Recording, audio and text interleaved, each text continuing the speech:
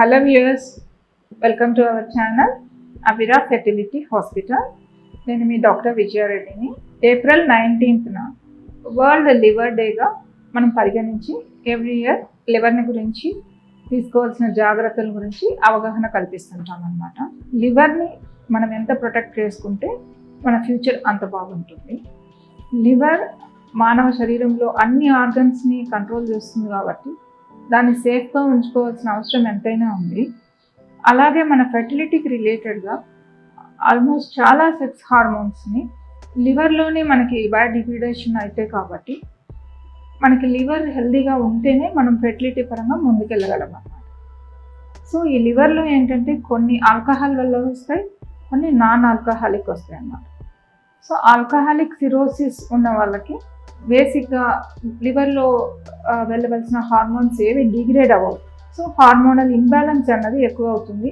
So both male and ఫీమేల్లో fertility problems అన్నవి వస్తాయన్నమాట. So non alcoholic fatty liver disease అంటారు.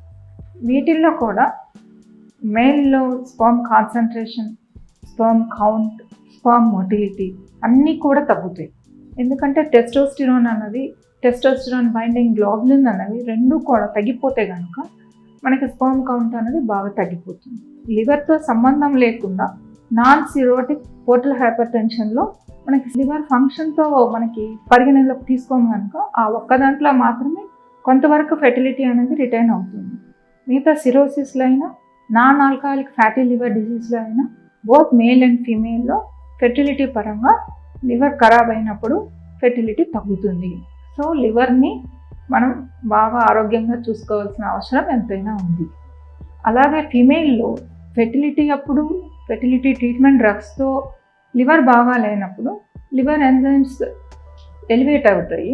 ఫెర్టిలిటీ రిలేటెడ్ హార్మోన్స్ కూడా దాంట్లో నుంచి డిగ్రేడ్ అవ్వవు కాబట్టి వాటి లెవెల్స్ కూడా పెరుగుతాయి అన్నమాట. సో ఫెర్టిలిటీ ఐవీఎఫ్ ట్రీట్మెంట్లో ఓహెచ్ఎస్ఎస్ అని ఒక ప్రాబ్లం వస్తుంది కొందరికి. ఇది ఈ రేర్ ప్రాబ్లం అయినా కూడా ఈ వచ్చిన వాళ్ళలో nearly 40% of liver enzymes elevate అవుతాయి. అదేవిధంగా బీపీ ఎక్కువ ఉన్నప్పుడు ప్రెగ్నెన్సీలో హెల్ప్ సిండ్రోమ్ అని ఒకటి వస్తుంది.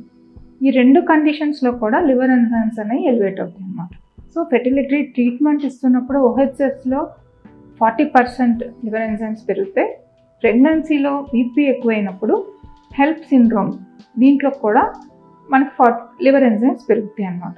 లివర్ ఎంజైమ్తో పాటు ప్లేట్లెట్ కౌంట్ తగ్గిపోతుంది, బ్లీడింగ్ అనేది ఎక్కువ అవుతుంది. ఈ పేషెంట్స్ అందరూ కొందరు ఫిట్స్ అయ్యి వచ్చేసి ఇక్లాంసియా పేషెంట్స్ అని అంటుంటాం అన్నమాట.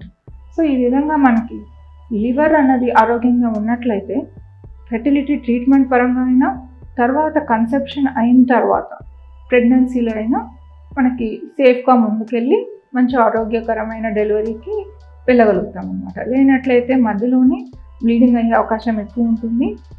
ఈ ఈస్ట్రోజన్ లెవెల్స్ ఓహెచ్ఎస్ఎస్ వచ్చి బాగా ఎక్కువైన వాళ్ళకి మళ్ళీ బ్లీడింగ్ అయ్యే అవకాశం ఉంటుంది. సో ఈస్ట్రోజన్ లెవెల్స్ని కంట్రోల్లో ఉంచాలంటే మనకి లివర్ అన్నది ఫంక్షనింగ్ బాగా నార్మల్గా ఉండాలి.